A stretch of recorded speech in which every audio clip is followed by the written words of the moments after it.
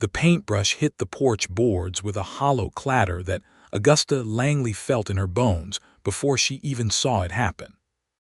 She had been standing in the doorway of her general store, arms crossed over her chest, watching the broad back of a man she had never properly met.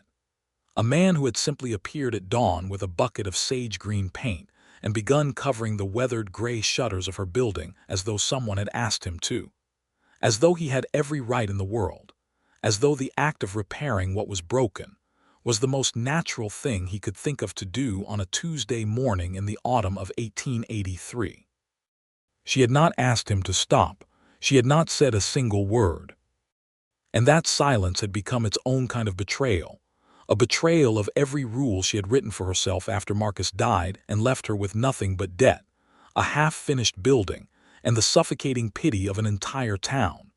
Now the paintbrush was on the ground, and Owen Barnett had turned around, and his gray eyes were fixed on her with an expression she couldn't name, something that lived between sorrow and defiance, between confession and warning.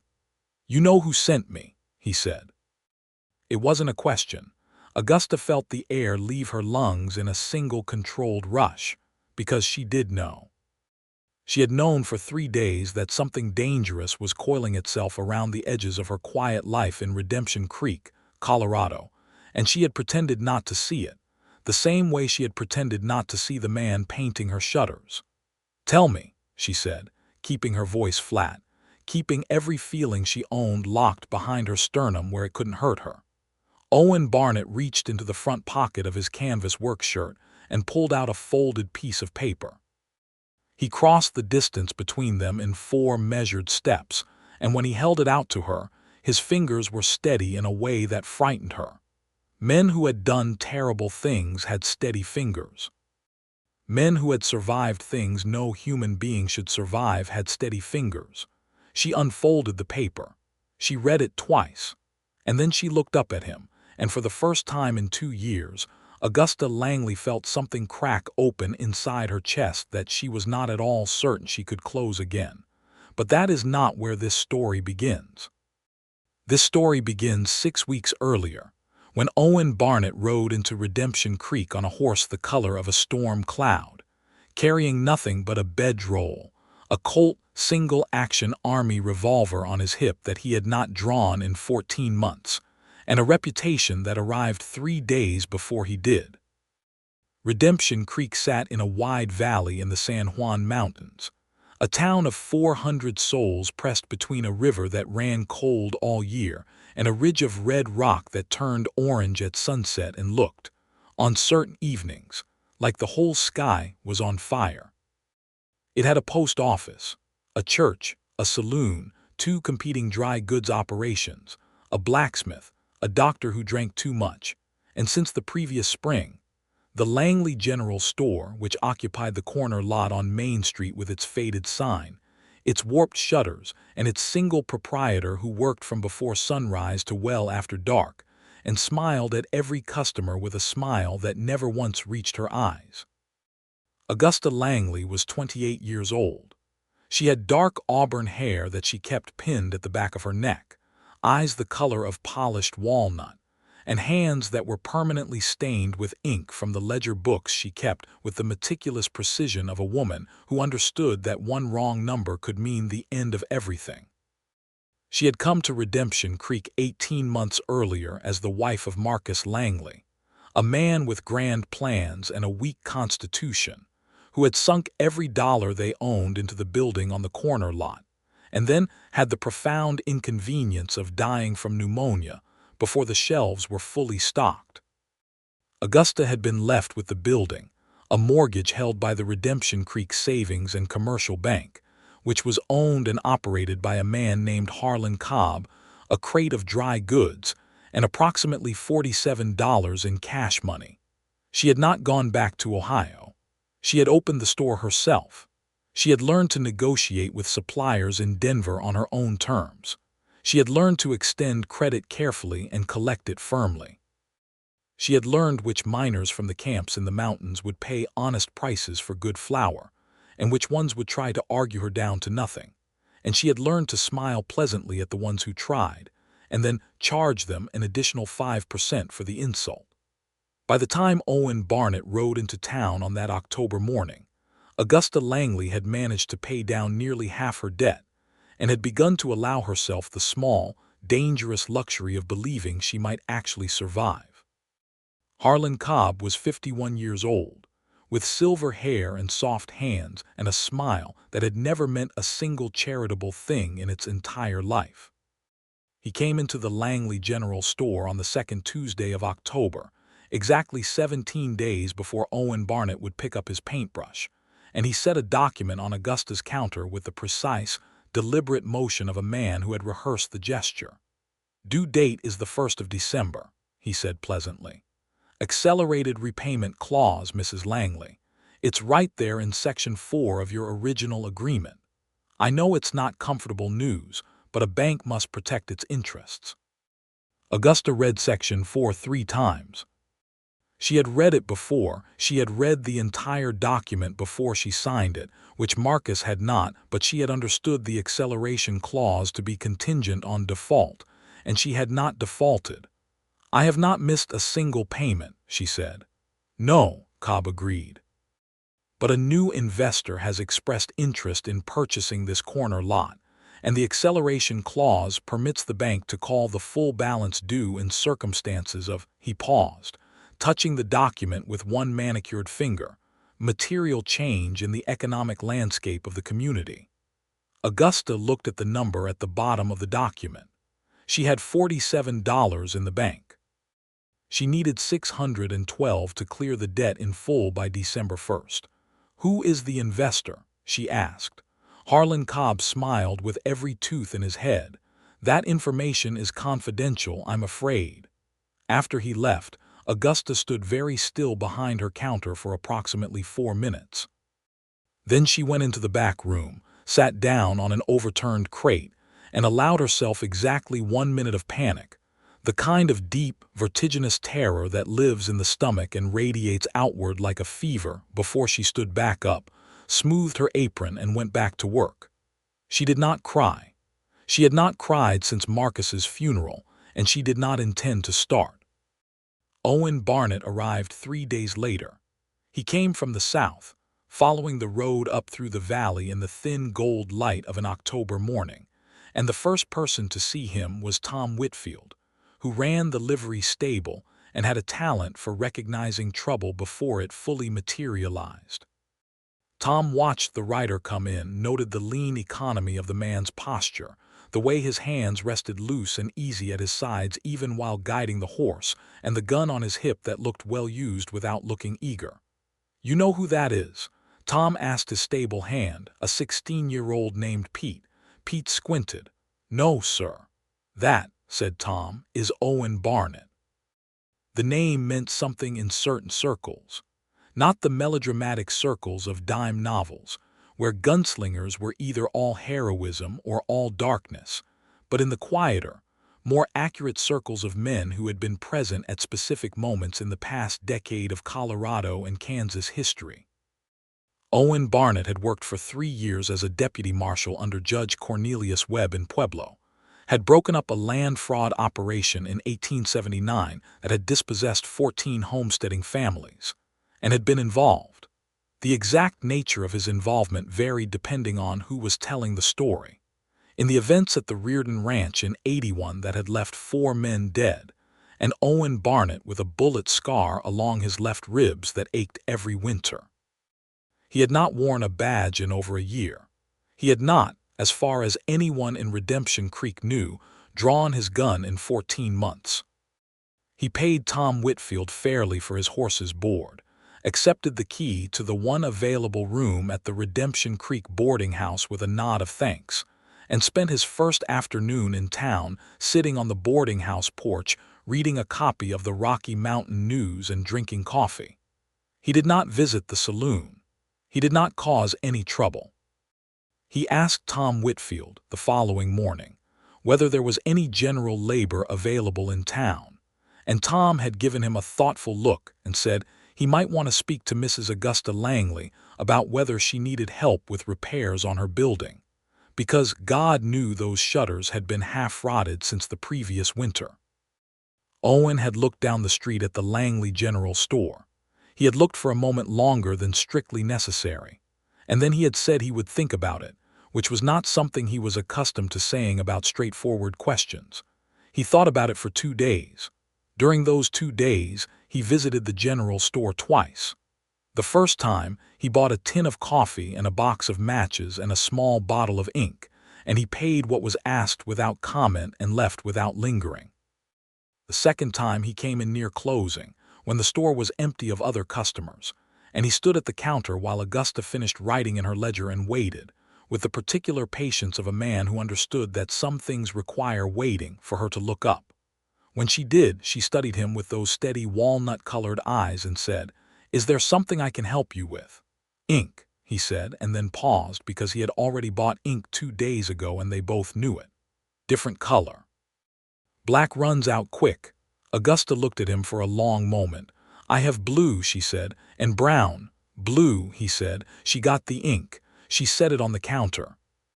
He paid for it and left without saying anything else.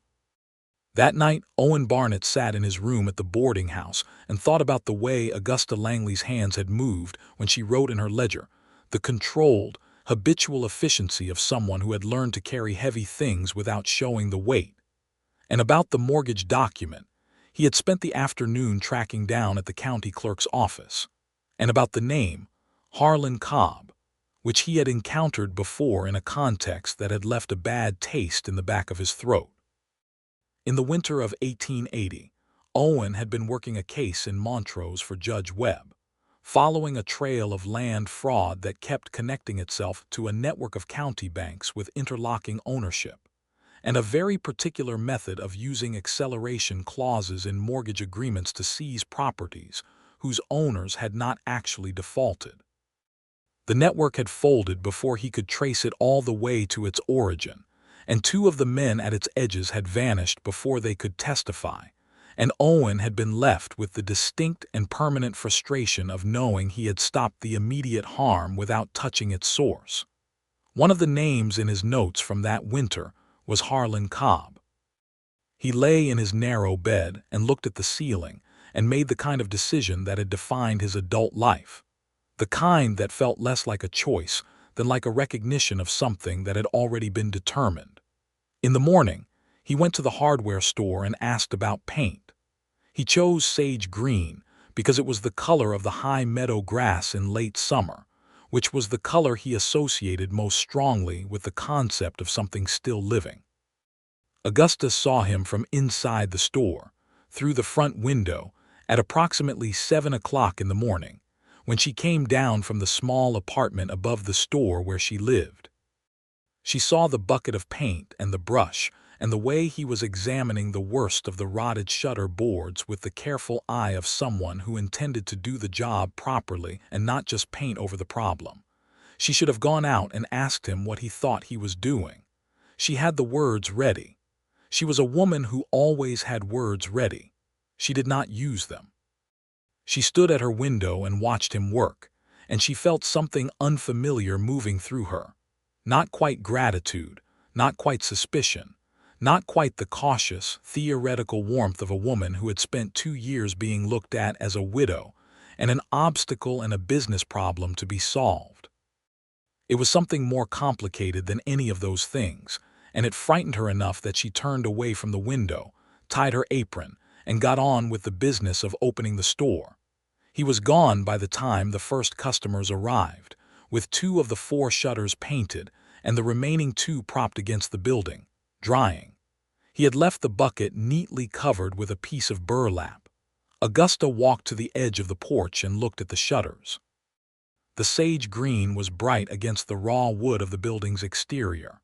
It looked, she thought with a feeling she couldn't quite swallow, like something that had been tended to. She went inside and did not allow herself to think about it for the rest of the day. He came back the next morning and painted the remaining shutters. She watched from the window again. She still didn't tell him to stop. On the 3rd morning, he arrived with a small bag of woodworking tools and began, with methodical precision, to address the rot in the porch boards, prying up the worst of them, fitting new boards cut to length, nailing them down with the careful, even hammer strikes of someone who knew what they were doing. Augusta came to the door at 9 in the morning and stood in the frame and watched him work. "You did not ask my permission," she said. Owen looked up from where he was kneeling beside a board. His gray eyes were level and calm. "No," he said. "Why not?" He considered the question with what appeared to be genuine seriousness. "Because you would have said no," he said. Augusta felt something in her chest contract. "That is my right." "It is," he agreed. "But those boards were a hazard and you've had other things to think about." The simplicity of the statement, the way it acknowledged her circumstances without making a production of them, without the sympathetic head tilt, and the voice that people used when they were pitying her hit Augusta Langley like a stone dropped into still water. She felt the ripples move outward through her in ways she was not prepared for. "I don't know your name," she said, though that was not entirely true because Tom Whitfield had mentioned it and she had heard it mentioned twice since. "Owen Barnett," he said. He didn't extend his hand because his hands were dirty from the work, which she noticed and found, for no rational reason she could identify, to be a small, quiet act of consideration. "Augusta Langley," she said. "I know," he said, and went back to the boards. She stood in the doorway for another full minute, and then she went inside, and she did not tell him to stop. He fixed the porch boards over the course of 2 mornings. On the 4th day, he was at the livery stable when Augusta came out to sweep her porch at first light, and she stood with her broom and looked at the sage-green shutters and the new boards and felt a complicated, conflicted emotion that she could not afford to examine closely. She examined it anyway. She had not let anyone help her since Marcus died.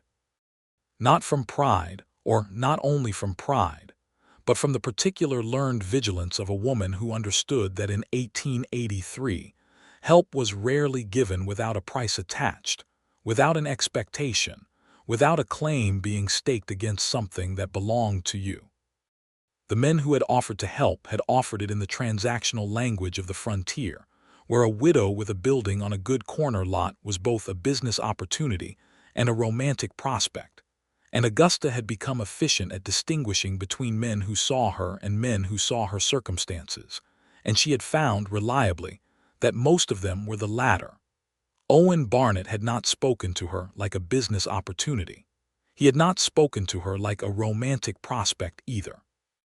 He had spoken to her like she was a capable person with a rotting porch, and he had fixed the porch, and she couldn't decide whether that was more or less frightening than the alternative. On the 5th day he came into the store at mid-morning with a question.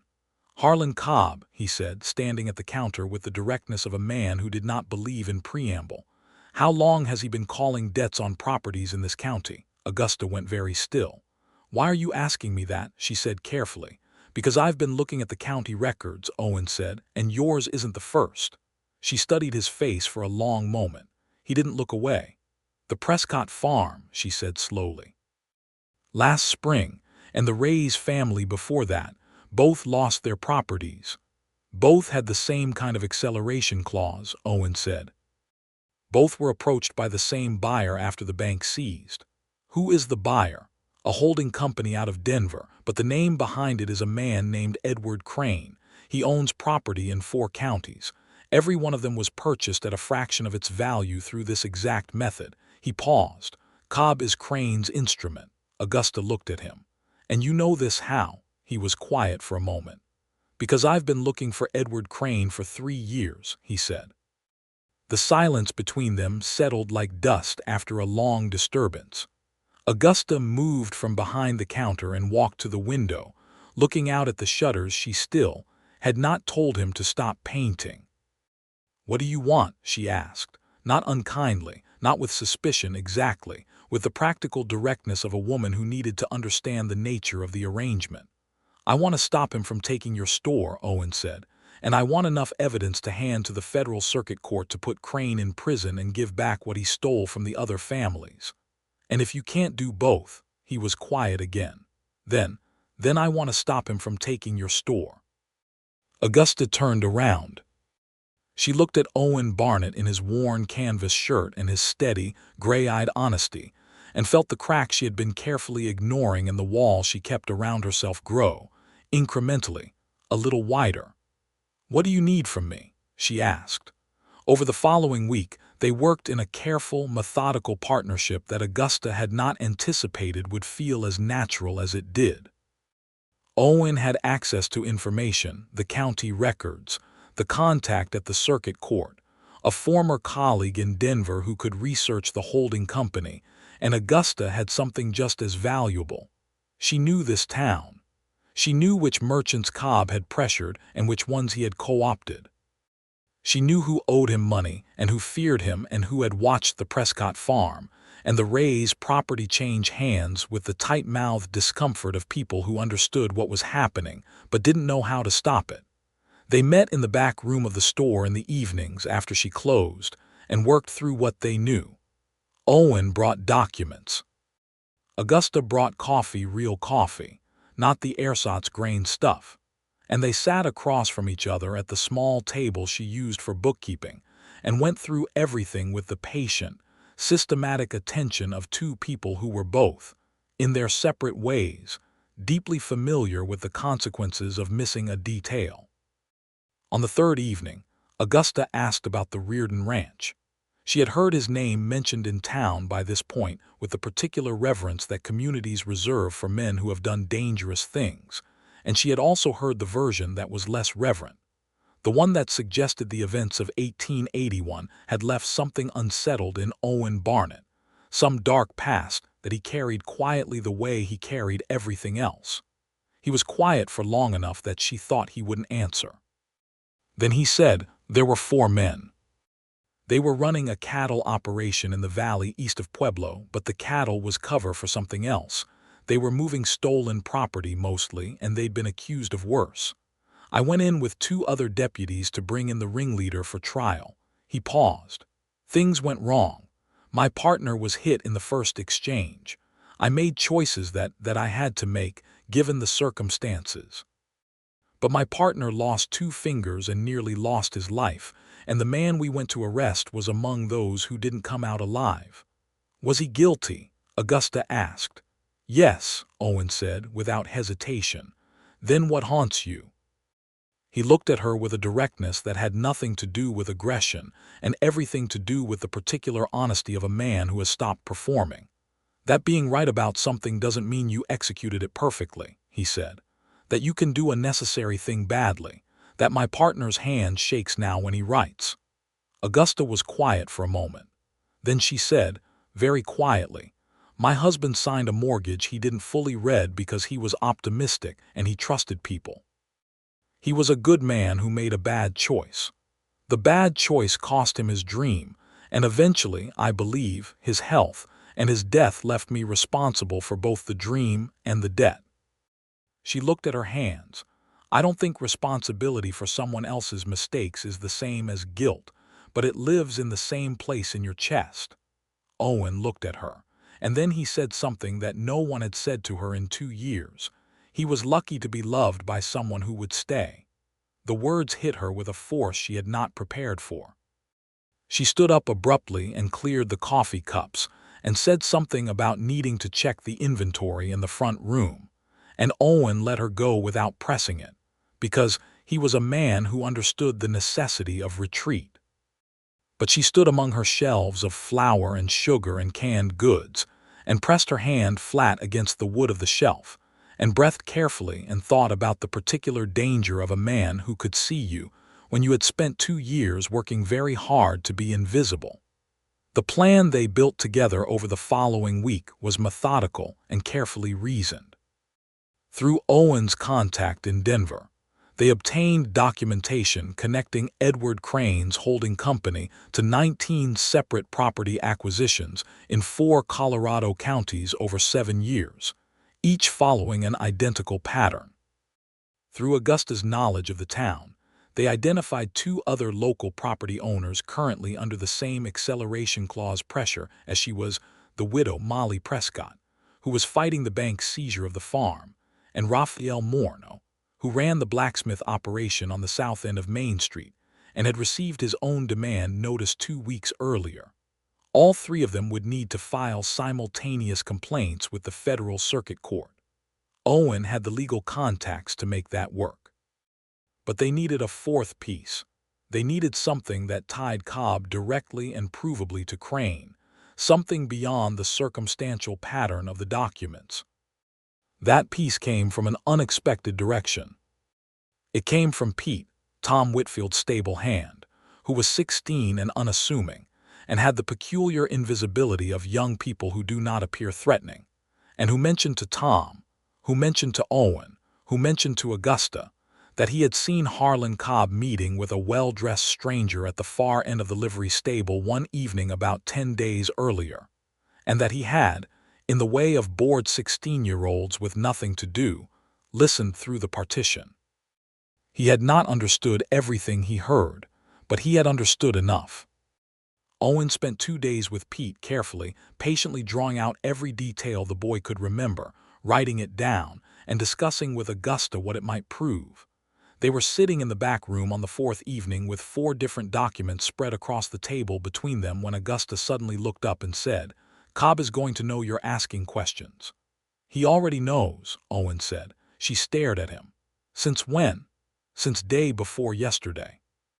Harlan Cobb had Tom Whitfield's stable watched for the last week. He said it calmly, without drama. The man watching it was hired specifically. He was not especially discreet. The fear that moved through Augusta in that moment was not the panicked kind. It was the cold, clear kind that sharpens instead of paralyses, the fear of someone who has been standing on thin ice and has just heard it crack. "Then we're running out of time," she said. "We were always running out of time," he said. "December 1st doesn't move, but what we have is enough if we move now. I can be in Denver in 3 days. I have a contact at the circuit court, a man named Adler who has been building a case against Crane for 2 years. What I can bring him will be enough to get an injunction against the foreclosure and open a federal investigation." Augusta looked at him across the table. "You're leaving," she said, and then because she was Augusta Langley and she had not survived the last 2 years by being imprecise. "For how long?" Something moved through Owen Barnett's face, something careful and deliberate and very controlled. "I don't know," he said. "It depends on Adler. It depends on how the investigation unfolds. And if Cobb moves to accelerate before you get back, he can't foreclose faster than December 1st. The document is specific." He paused. "But there's a risk he does something other than foreclose." "What kind of something other?" Owen was quiet, and that quiet told her more than his words would have. She stood up slowly and walked to the window of the back room, which looked out at the alley behind the store, at the ordinary October dark of Redemption Creek in the mountains. "There's something you haven't told me," she said. He was quiet for another moment. Then, "I told you I've been looking for Crane for 3 years. What I haven't told you is why. It's not only the land fraud." She turned around. In 1880, a family named Halcott lost their farm through the same method, acceleration clause. Cobb, the holding company. Thomas Halcott went to the county clerk to file a complaint, and he disappeared 3 days later. His body was found in the river 6 weeks after that. The official ruling was accidental drowning. Owen's voice was level, not cold. She had learned to distinguish the difference. Level with the particular steadiness of someone who has been carrying grief long enough that it's become load-bearing. "Thomas Halcott was my sister's father-in-law." Augusta felt the full weight of what she was hearing settle through her. "He had a family," she said softly. "His wife. His son, who was my sister's husband. 2 grandchildren." He paused. "My sister and her family are in Kansas City now. They're safe.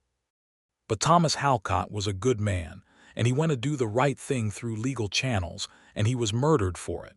And the man responsible has spent 3 years continuing to do exactly what got Thomas killed." Augusta understood then the full shape of what Owen Barnett was doing in Redemption Creek. Not just justice in the abstract, civic-minded sense. The kind of justice that is personal and permanent, that has a name and a face behind it, that has been driving a man in a specific direction for 3 years. She also understood something else. "You chose my store," she said slowly. "Out of everywhere in the valley that Cobb might be operating, you came here specifically." "Adler told me Cobb's next target was a corner lot on Main Street in Redemption Creek," Owen said. "Yes. You knew before you arrived." "I knew the situation," he said. "I didn't know you." The distinction mattered. She could hear that it mattered to him, and she let herself believe it. "Why didn't you tell me all of this immediately?" she asked. "Because I didn't know if you'd run," he said. "Some people do when they understand how serious it is, and you needed to not run." "I would not have run," Augusta said, with a certainty that was quiet and absolute. He looked at her. "No," he said, "I know that now." And then, with the kind of honesty that she was coming to understand, was simply how he was built. "I should have told you sooner. I was wrong to wait."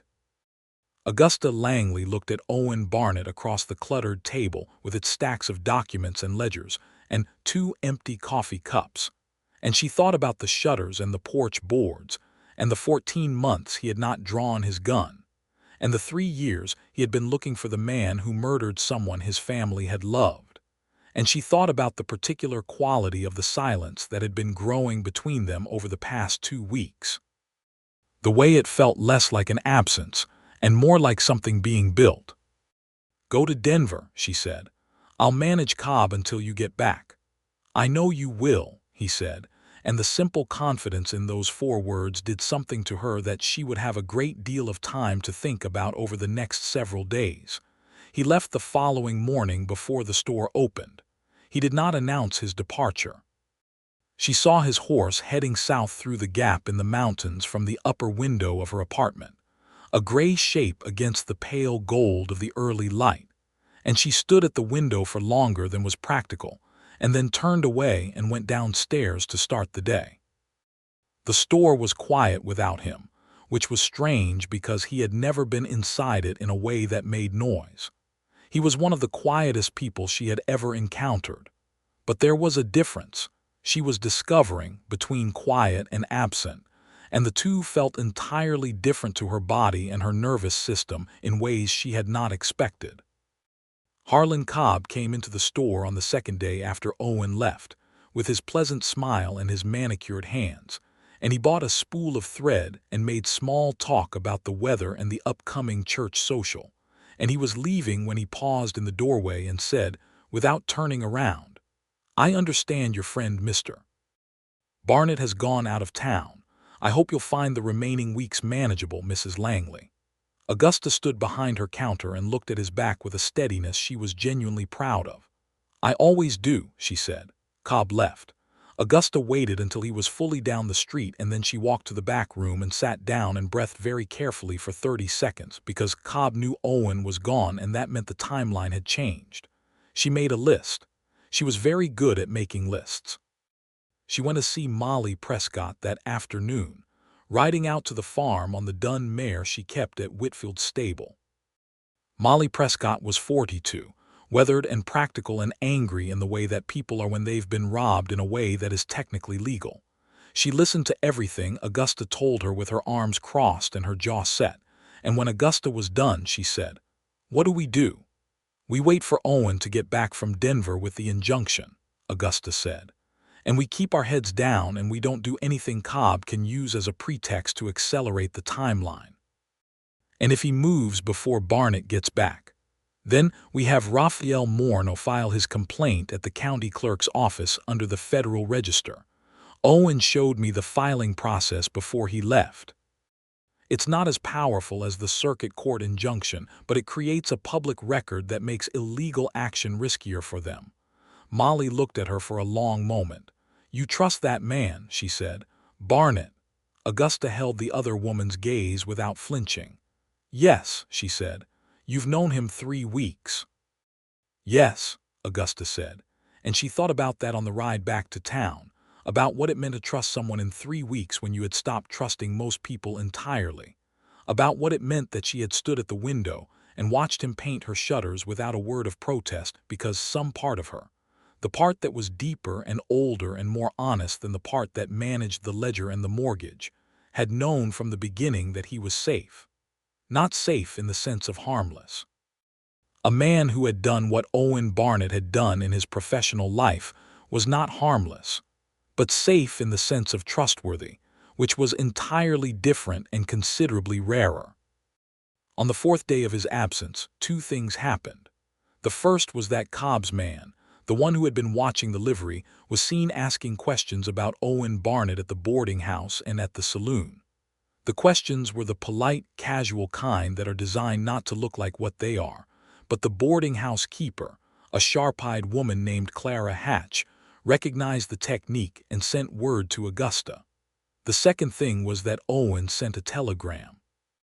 It was short because telegrams were expensive and Owen was not a man who used words he didn't need. It read, "ADLER has everything. Injunction filed. Hearing set November 18. Returning in 4 days." Augusta read the telegram 3 times standing at the post office counter and felt a wave of relief so physical it was almost embarrassing. She folded the paper and put it in her apron pocket and walked back to the store with the particular brisk efficiency of a woman who has things to do and also, coincidentally, is experiencing something in her chest that she is not entirely ready to name. Cobb, however, was not the kind of man who waited for legal proceedings to take their course when he had other options. On the 6th day of Owen's absence, a man Augusta had never seen came into the store at dusk when there were no other customers, and he made a show of browsing the shelves for several minutes before coming to the counter and setting down a folded piece of paper. He didn't say anything. He just walked out.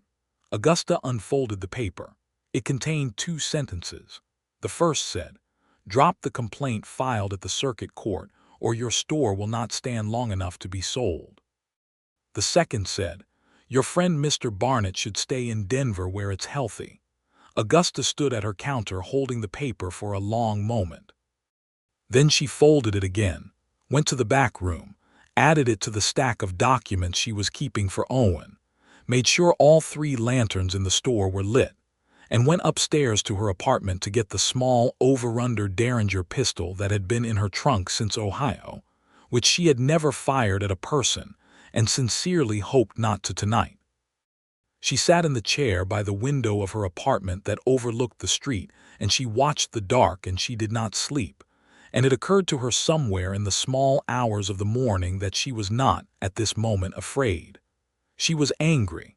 There was a profound and clarifying difference. Owen Barnett arrived on the afternoon of the 8th day. He came from the south again, the same as before, the gray horse moving at a steady pace through the October cold, and Augusta saw him from the store window where she had been pretending to inventory the shelving while actually watching the road. She did not run outside. She was not the kind of woman who ran. She was, however, already standing on the porch when he reached the hitching post, and he looked up at her and something passed between them in that look.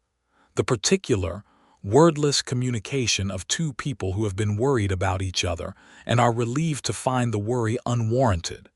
"You're here," he said. "Obviously," she said. He tied the horse. He came up the steps.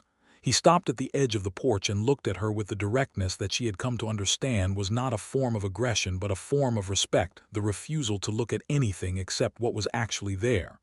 "Cobb threatened you," he said. "It was not a question." "He sent someone with a note," she said. "I have it inside." "Are you all right?"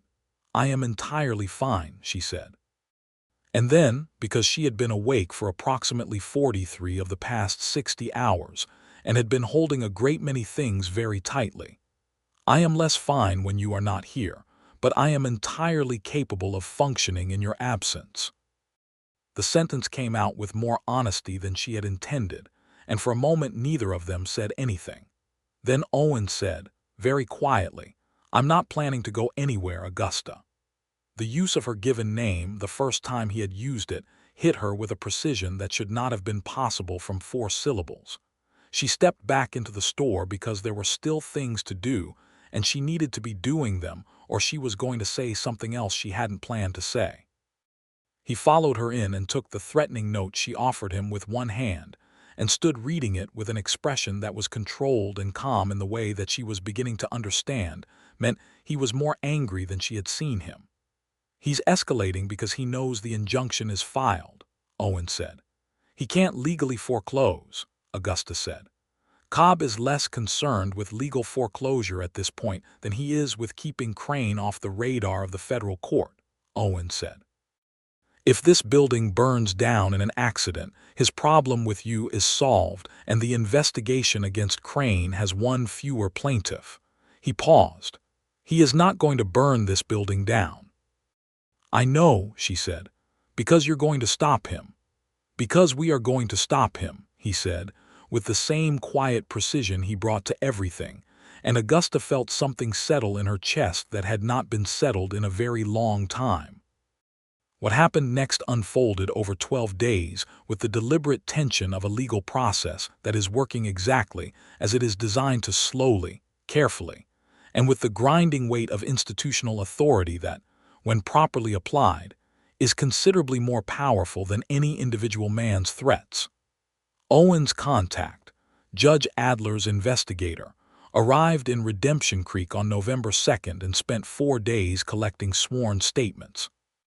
He interviewed Augusta, Molly Prescott, Raphael Morno, Pete the stable hand, Tom Whitfield, Clara Hatch the boarding housekeeper, and 6 other residents who had witnessed or had direct knowledge of Cobb's practices over the past 3 years. He reviewed Augusta's mortgage documents and the documents Owen had brought from the county clerk's office. He took Pete's statement about the overheard conversation in the stable with particular interest. On November 6th, Harlan Cobb received a formal notice that the Redemption Creek Savings and Commercial Bank was under federal investigation and that all acceleration proceedings against mortgages held by the bank were stayed pending the outcome of the inquiry. He came into the store that afternoon. This time, his smile did not reach even his teeth. "This will not end the way you think it will," he said, standing at the counter. "I think it will end with a federal investigation and a judicial review of your mortgage practices," Augusta said pleasantly. "Is that not how you see it?" "Edward Crane has more resources than you can imagine," Cobb said. "He has survived this kind of inquiry before. Then he will need those resources," Owen said from the doorway of the back room where he had been reviewing documents when he heard the bell above the door. He crossed the store to stand beside Augusta, not in front of her, beside her, and he looked at Harlan Cobb with the calm, gray-eyed steadiness of a man who has absolutely nothing to prove. Cobb looked at Owen for a long moment. Then he looked at Augusta. Then he left. He left Redemption Creek 5 days later. Augusta heard it from Clara Hatch, who heard it from Tom Whitfield, who saw Cobb loading a coach at the far end of Main Street in the early morning of November 11th with 3 trunks and the tight, controlled efficiency of a man who is relocating rather than traveling. He did not attempt to foreclose on her store. He did not attempt to foreclose on the Prescott farm or the Morno smithy. The federal investigation, which Owen had been building toward for 3 years, and which Augusta Langley had unwittingly become the center of, moved forward with the particular momentum of a process that has been thoroughly prepared. Edward Crane was arrested in Denver on November 19th, the day after the circuit court hearing.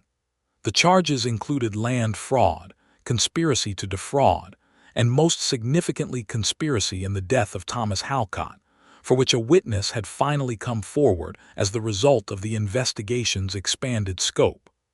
Owen received the telegram about Crane's arrest on a Wednesday morning. He read it standing at Augusta's counter, and she watched his face and saw what she could only describe as a loosening, not of tension exactly, because he had never appeared particularly tense, but of something deeper, something structural, as though a weight he had been so accustomed to carrying that he had forgotten it was weight had finally been set down. "Is it enough?" she asked. "It's enough," he said. She reached across the counter and put her hand over his briefly, without calculation. It was the first time she had touched him deliberately, and his hand turned under hers by an instinct that seemed to surprise both of them, his fingers catching lightly around hers for just a moment before she pulled back. They looked at each other. "Owen," she began. "Augusta," he said at exactly the same moment. They both stopped. He said, "I realize I should leave you to your work." she said. "I was going to ask if you would like to have supper." The silence that followed was not uncomfortable. It was the silence of two careful people standing at the edge of something and acknowledging, for the first time, that they are standing there. "Yes," he said, "I would like that very much." The supper was at the boarding house, which had a small dining room that Clara Hatch managed with the same careful authority she brought to everything, and they sat across a table from each other and ate pot roast and biscuits and talked for 3 hours. They talked about Ohio, where Augusta had grown up on a dairy farm with 3 brothers and a mother who had taught her to read before she was 4 and believed, with the serene certainty of a woman ahead of her time, that there was no meaningful difference between what a woman's mind could do and what a man's mind could do, only differences in who got the opportunity to demonstrate it. They talked about Kansas, where Owen had grown up as the second of 4 children, the son of a schoolteacher and a man who ran a small lumber operation, who had taught Owen to be precise and careful and to measure twice before cutting. They talked about the specific quality of the grief that comes from losing someone to a death that could have been prevented, and about the specific quality of the anger that comes from watching the mechanism of injustice operate without consequence. Augusta talked about Marcus. Not the version of Marcus she kept for other people, the sanitized, grateful widow version, but the real version. A man who had been genuinely kind and genuinely optimistic, and genuinely bad at reading fine print, whose death she had grieved as fully as she could manage given that she was simultaneously trying to ensure she didn't follow him into poverty, and whom she had loved in the honest, imperfect way that you love someone you have chosen to build a life with. "I don't think I was in love with him the way stories describe it," she said, looking at her coffee cup. "I think I loved him deeply and wanted good things for him and was a good partner to him, and I think he felt the same about me. But the thing in the stories, the thing that makes the ground feel different when someone is in the room, I had decided that was invented, a useful myth." Owen was looking at her. "Had decided," he said quietly. Augusta looked up. He held her gaze with the directness that was his particular form of tenderness. "Owen," she said, for the second time that day. "I'm not leaving Redemption Creek," he said, "if that's relevant information. Are you asking me something?" "I'm telling you something," he said. "The question is whether you'd like to hear what comes after it." She looked at him for a long moment. The dining room was empty now except for them. The lamplight made the shadows warm and close, and outside the window October had given way to early November and the first dusting of snow was visible on the red rock ridge. "Yes," she said, "I would like to hear what comes after it." He reached across the table and put his hand over hers, the same gesture she had made that morning in the store, returned to her with the same careful precision he brought to everything. "I have been in this town for 3 weeks," he said, "and in that time I have thought about you more consistently than I have thought about anything else, including the case I came here specifically to pursue. I think you are the most capable person I have ever met and also the most defended, and I think the defense is earned and I have no interest in dismantling it without your willingness. But I want to be here, Augusta. I want to be here with you if you'll allow it, not as a problem to solve. Not as protection." Just as he paused, and for the first time she saw him search for a word. "As someone who would very much like to know what it looks like when you stop managing everything for long enough to just live." Augusta Langley had spent 2 years building a life out of sheer force of will, in a town where most people had expected her to fail, in the absence of help she had refused to ask for, with a mortgage she had refused to be destroyed by, and a grief she had refused to be consumed by. She had survived and she had prospered, and she had done it entirely on her own terms. And now there was a man sitting across from her in a small dining room in November who had painted her shutters without permission, and fixed her porch without asking, and spent 3 years looking for the man who murdered his sister's father-in-law. And he was looking at her as though she was not a widow or a business owner or a problem or an opportunity, but simply Augusta, which was the most frightening and most welcome thing anyone had offered her in longer than she could accurately remember. "I'm not easy," she said. I'm opinionated and I keep the books myself, and I make decisions without consulting anyone because consulting people has historically been slower and less reliable than trusting my own judgment. I know, he said, as though this were a selling point. I'm also, she paused, and then decided on honesty because he had been consistently honest with her, and she owed him the same. I'm also very afraid of how much I have come to count on your presence. It has been 11 days since you told me you were not planning to go anywhere, and I have thought about that sentence more than is proportionate. He turned her hand over slowly and looked at it as though it contained information. I'm not going anywhere, he said again. She looked at him. All right, she said quietly, and something opened between them like a room that had been locked for a long time and was finally, carefully being unlocked, not thrown wide, not rushed, just unlocked, with intention, with both of their hands on the key. He walked her back to the store in the cold November dark, and at the door he stopped, and she turned, and he was close enough that she could see the gray of his eyes in the thin lamplight from the window.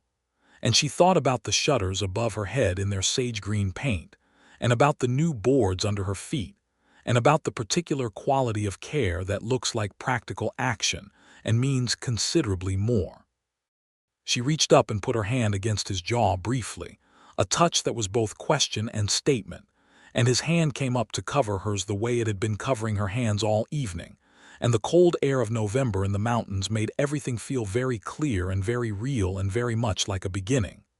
"Good night, Owen," she said. "Good night, Augusta," he said.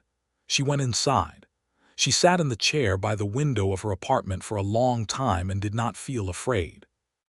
The November hearing before Judge Adler went forward on the 18th in Denver, and Owen traveled to testify. He was gone for 5 days. This time he sent 2 telegrams, one on the day of the hearing which said testimony complete, evidence accepted, case proceeding, and one on the 4th day which said coming home tomorrow. Augusta read the second telegram 3 times, coming home. He had not said coming back, which would have been the neutral choice. He had said coming home.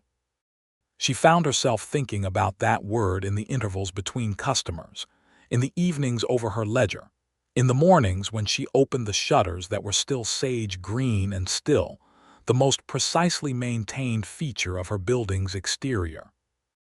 He came back to a redemption creek that was beginning to settle into the business of what came after.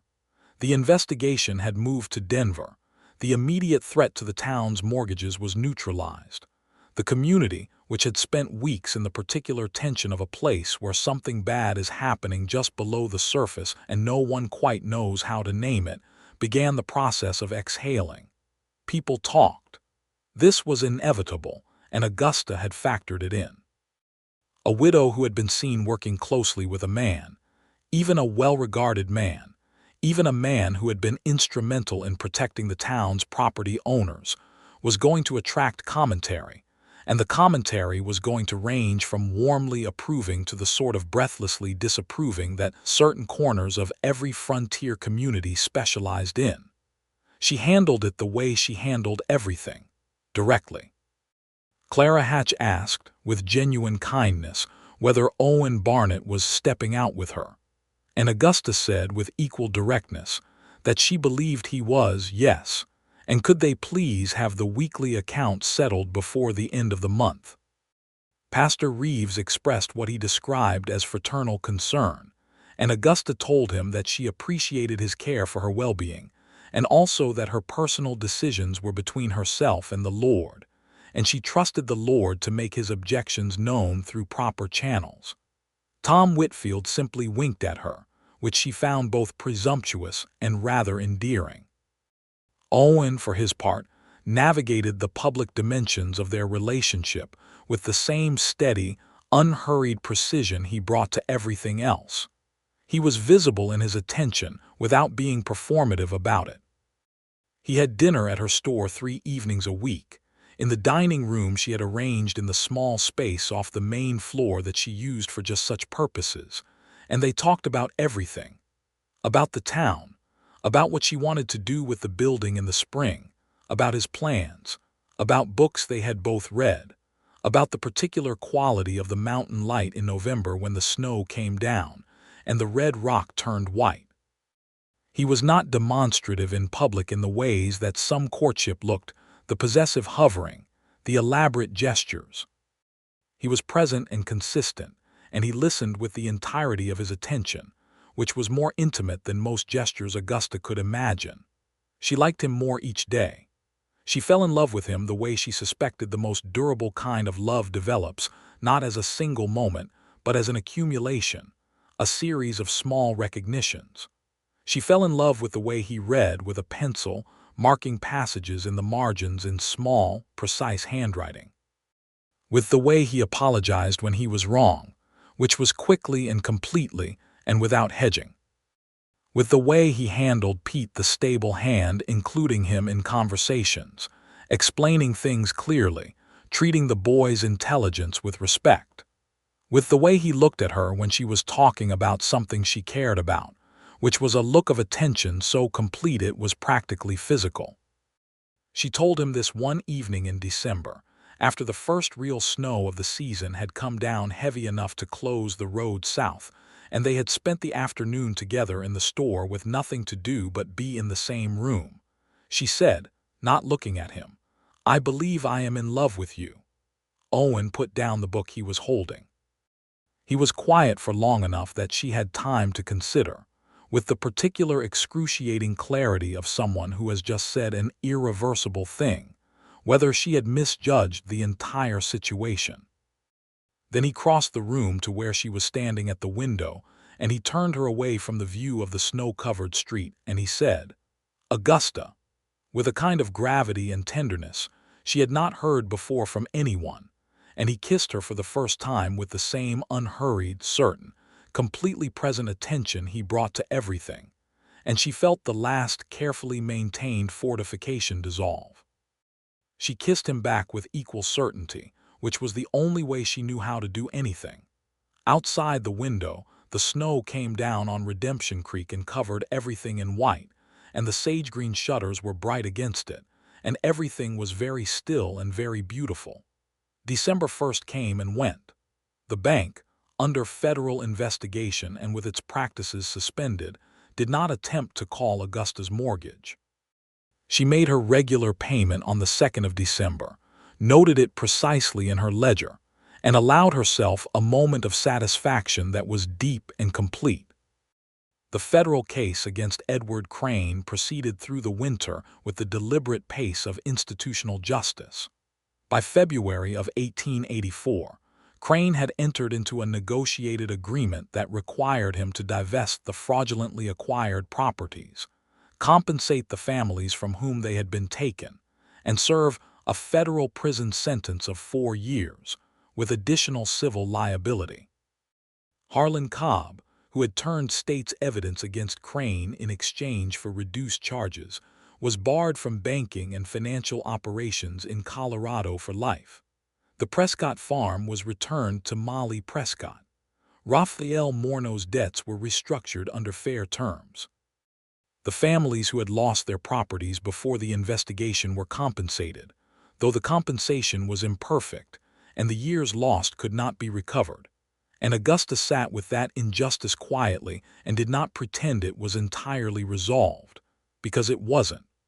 Thomas Halcott's family received a settlement and an acknowledgment of the crime against him that, while it could not bring him back, provided the particular cold comfort of official recognition that a wrong had been done. Owen wrote to his sister about it, and she wrote back, and he read Augusta the letter one winter evening, and they were both quiet for a long time afterward. On a Sunday in March of 1884, with the snow still deep on the mountains but the valley beginning to show the first tentative green of early spring, Owen Barnett asked Augusta Langley to marry him. He did it without elaborate staging. He did it on the porch of her store in the morning, with the sage-green shutters at her back and the new boards under their feet, holding both her hands and looking at her with the direct, complete attention that had undone her from the beginning. He said, "I want to spend my life in the same place you are. I want to build things with you and argue with you and read in the same room as you and grow old next to you. I am asking if you will marry me, and I am asking it knowing that you are entirely capable of deciding no, and that if you decide yes, it will be because you genuinely want to and not because you felt any pressure from me to do it." Augusta looked at him for a long moment. "Owen," she said. "Yes," he said. "You painted my shutters without asking," she said. Something in his face moved, startled, uncertain for a brief second. "I did," he said. "You fixed my porch without asking." "Yes." "You came into my store and bought ink you didn't need." "Also true." "You spent 8 days in Denver being methodical and thorough on my behalf, and you sent me 2 telegrams when one would have been adequate, and you told me you were coming home, not coming back." She tightened her hands around his. "I never told you to stop, not the shutters, not the porch, not any of it." She looked at him steadily. "I think I have been saying yes to you from the very beginning, Owen Barnett. I think you just needed to catch up and ask the question properly." He looked at her. He breathed out slowly. "Is that a yes?" he said. "It is a very clear yes," she said. He brought her hands up and pressed them against his chest for a moment, and she could feel his heartbeat through her palms, steady and quick both at once, which was as close to undone as she had ever seen him. And then he pulled her in carefully and held her in the cold March morning with his face against her hair, and she held him back with both hands flat against his back, feeling the solid reality of him, the genuine presence of a person who was not going anywhere. They were married in May. The ceremony was in the Redemption Creek Church on a Saturday morning, when the cottonwoods along the river were fully leafed out, and the mountain air was warm enough to have the windows open. And the entire town was present because, in a community of 400 souls, a wedding is a communal event, and also because Owen Barnett had helped protect half the property in the valley and Augusta Langley had fed and supplied and extended credit to the other half. And people were genuinely pleased about this particular outcome. Molly Prescott stood with Augusta as her attendant. Tom Whitfield was there with his entire family. Pete the stable hand wore a shirt that was visibly new and stood very straight and looked as proud as if he had personally arranged the whole thing, which in a small way he had. Pastor Reeves performed the ceremony with a sermon about the difference between the solitude that heals and the solitude that hollows, and about the courage required to let someone in once you have learned to live without. Augusta wore a dress she had made herself, deep blue wool challis, impeccably fitted, with a lace collar that had been her mother's, and she stood at the front of the church and watched Owen walk in from the side door and look at her, and the look on his face when he saw her was something she intended to keep with her for the rest of her life. They made their vows with the same directness they brought to everything. Owen's voice was steady. Augusta's was steady. She held his hands and looked at his face and said the words and meant everyone. After the ceremony, they had a wedding supper in the street outside the store. Clara Hatch had organized it with the authority of someone who considers a community celebration a personal responsibility. And there was roasted meat and bread and enough pie to feed twice the number present. And someone had brought a fiddle, and the evening went long. At some point in the evening, Owen drew Augusta slightly apart from the noise and the light, and they stood together near the edge of the porch, looking at the sage-green shutters in the lantern light. "I should have asked," he said very quietly. She looked at him. "The shutters?" "Yes." She shook her head. "No. You should have done exactly what you did." She looked at the shutters, then back at him. "I needed someone to do the thing without waiting for me to ask for help. I needed the thing to happen before I had the chance to say no, because I would have said no and it would have been the wrong choice." She met his eyes. "You knew that somehow. Before you knew anything else about me, you knew that." He was quiet for a moment. Then, "I saw you through the window," he said, "the first day, before I started. You were writing in your ledger. I watched you for," he paused, "a length of time that was not appropriate for a man who hadn't even introduced himself. And I saw a person who was carrying something that no one was helping her carry, and I thought about the fact that she needed to not have to ask." Augusta looked at him. "And the paint color," she said. "Sage green. Something still living," he said simply. She reached up and touched his face, and he turned his head and kissed her palm. and behind them the fiddle was playing and the town of Redemption Creek was celebrating, and the mountain stood dark against the May sky. And Augusta Barnett, she would use the name. It felt like something she was choosing rather than something that happened to her, stood in the lamplight with her husband's lips against her palm and felt, for the first time in a very long time, that the ground was solid.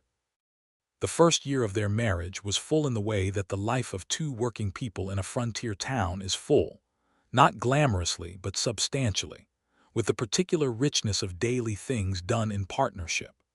Owen took on the role of general contractor for the building improvements Augusta had been planning, working with a hired hand named Daniel through the summer months to extend the storage capacity of the store and add a proper loading dock for the supply wagons that came up from Denver.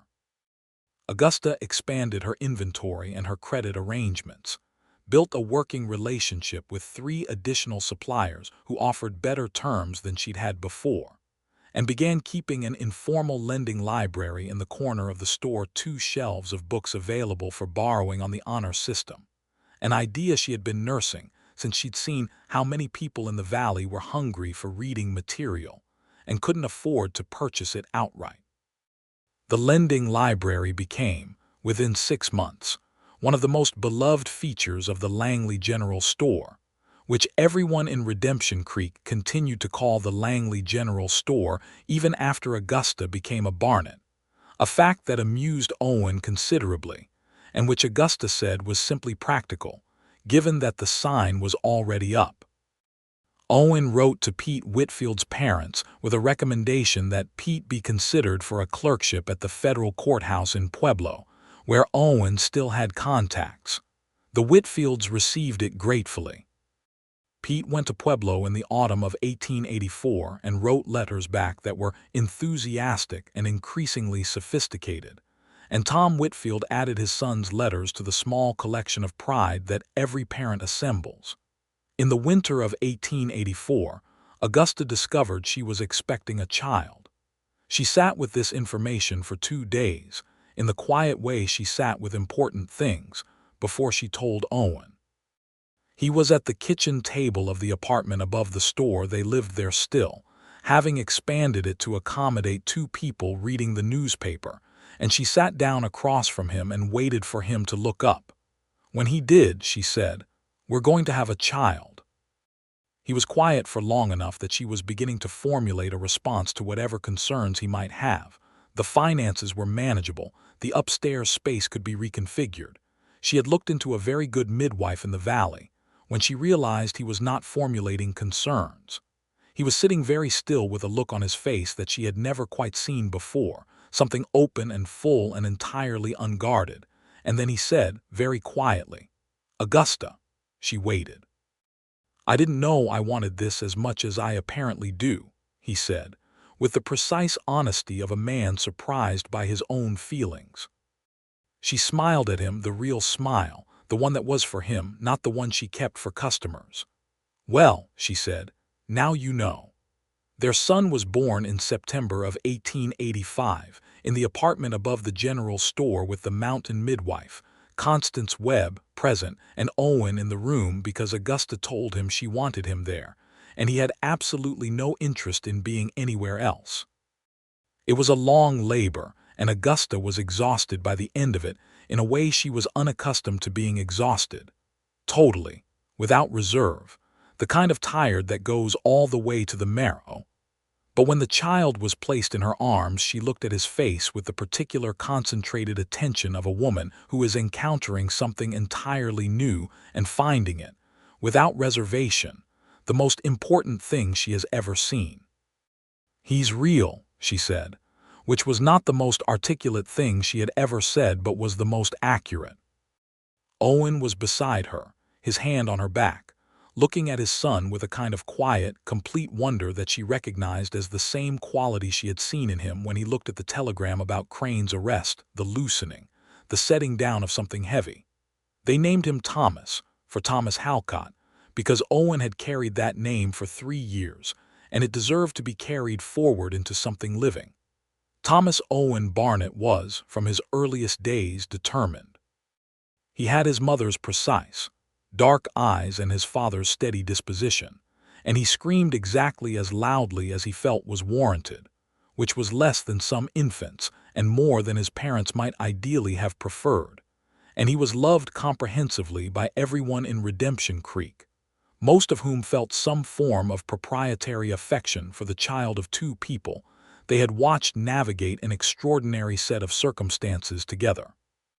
Molly Prescott became Thomas's unofficial grandmother, coming into town on Saturdays to mind the child while Augusta managed the store, sitting in the rocking chair Owen had built from oak he'd brought down from the ridge that fall.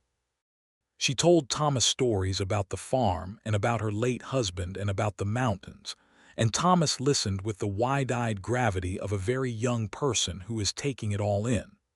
Life in Redemption Creek in the years that followed had the texture of something built to last.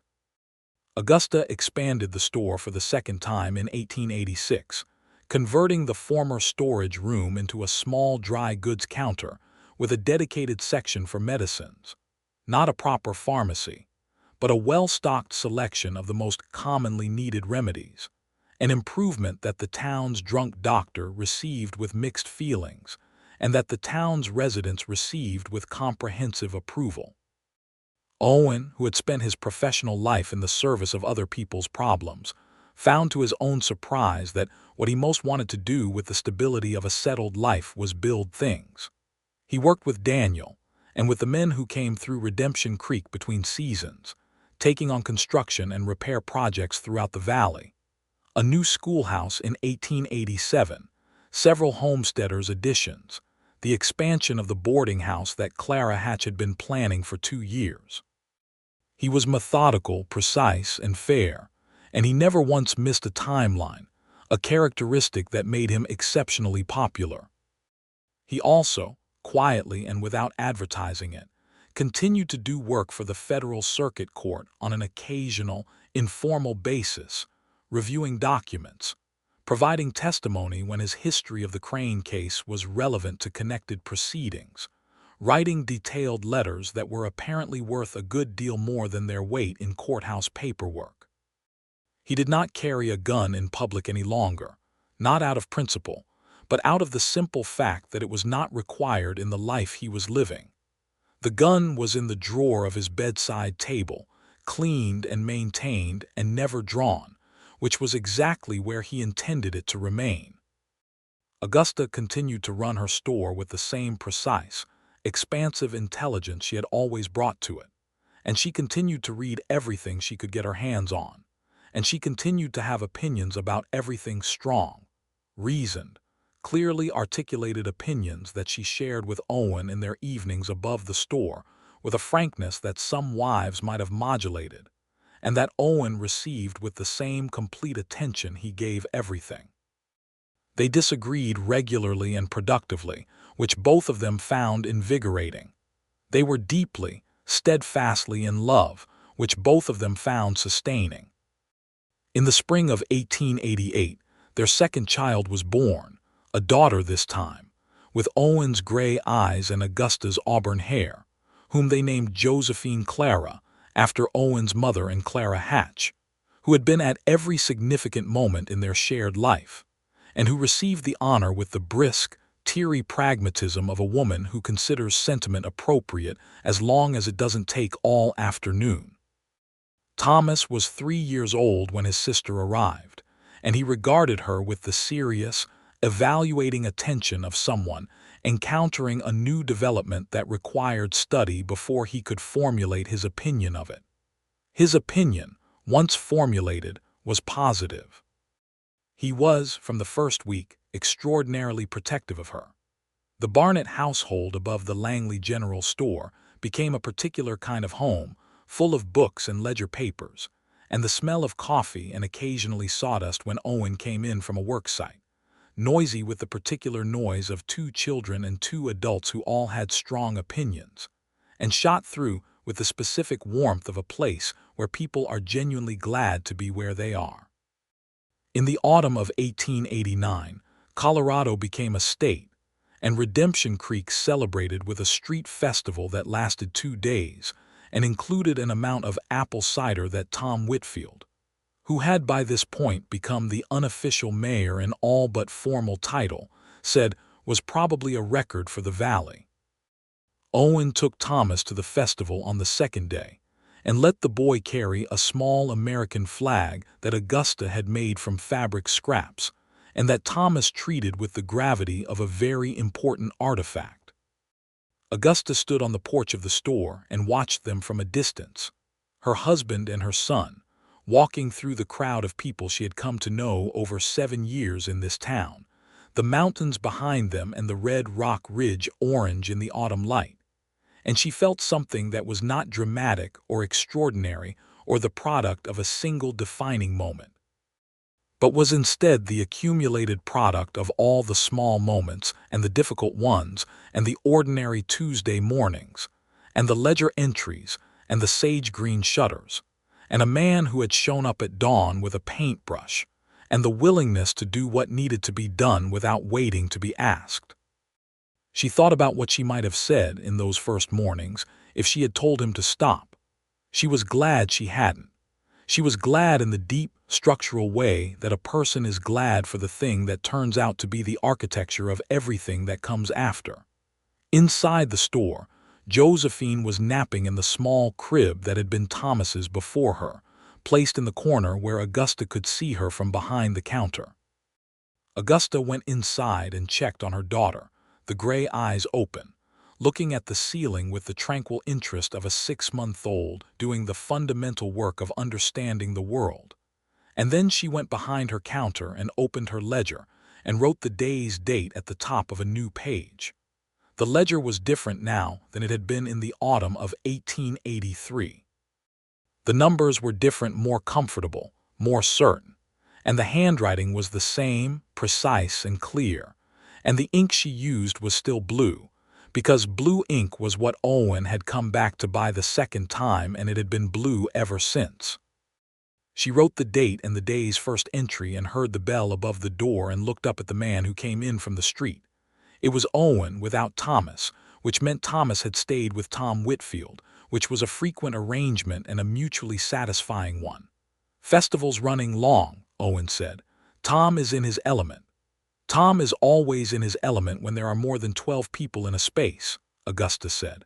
Owen came to the counter. He looked at Josephine in her crib with the expression he always had when he looked at their children, clear, complete, quietly astonished, and then he looked at Augusta over her ledger. "You should have been out there," he said. "I was for a while. Josephine needed a nap and I needed to do the afternoon entry. The afternoon entry could have waited." "It could have," she agreed, "but I didn't want it to." He looked at her, she looked at him. "Come out this evening," he said. "They're lighting the bonfire at sundown. Thomas wants to see it." "We'll come," she said. He nodded. He started to turn away and then turned back, which was not his habit. He was not a man who said things twice or returned to things he'd already concluded, and he said, in the quiet, direct way that was just him, "I was thinking this morning about the day I came into town, about what I thought it was going to be and what it turned out to be." Augusta waited. "It turned out to be considerably more than I thought," he said. She looked at him across the counter, at the gray eyes and the steady hands and the man who had spent 14 months not drawing a gun and 3 years looking for justice and one Tuesday morning choosing sage green because it was the color of something still living. "Yes," she said. "It did." He smiled at her, the real smile, the one she had learned was for her, and left to go find their son. Augusta looked at her ledger. She looked at Josephine, who had fallen back asleep with the serene, total commitment of an infant who has nothing to worry about. She looked at the door through which Owen had just gone, and through it at the street and the festival and the mountains beyond. She wrote the next entry in blue ink in her clear, precise hand. Outside, on the building's face, the sage-green shutters caught the afternoon light of the Colorado autumn, bright against the raw wood, vivid as something still living. She had never once told him to stop. And everything, all of it, the whole accumulation of days and choices and the life she had not expected and had not asked for and would not have traded for anything in the world, had grown from that silence like a meadow after rain, green and wide and full, reaching toward the light.